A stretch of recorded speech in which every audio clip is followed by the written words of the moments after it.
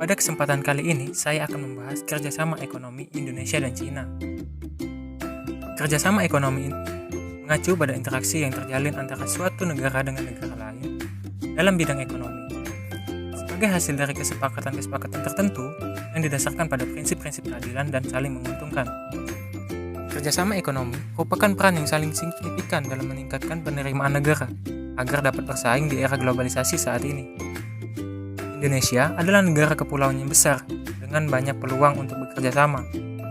Dari segi sumber daya alam dan mineral, baik di darat maupun di laut, Indonesia merupakan negara yang kaya akan sumber daya tersebut.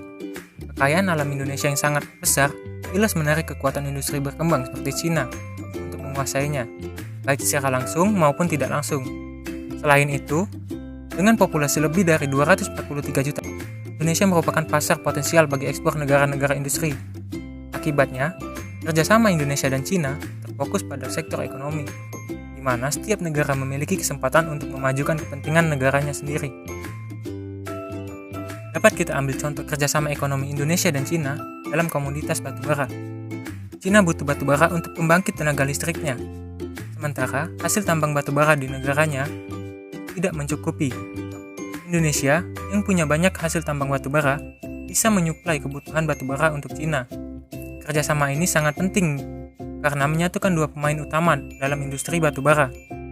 Indonesia merupakan eksportir batubara terbesar di dunia, dan Cina merupakan importir dan produsen terbesar di dunia.